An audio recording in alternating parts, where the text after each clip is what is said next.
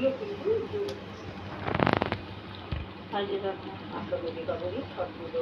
এবং ইংরেজি নির্দিষ্ট করে দিল রাজ্য দূষণ নিয়ন্ত্রণ পর্ষদ। ব্যবহার করা যাবে শুধুমাত্র পরিবেশ বান্ধব বাজি।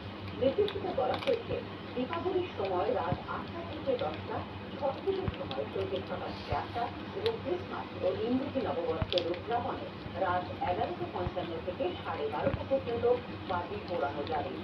এই সমস্ত উৎসব ছাড়া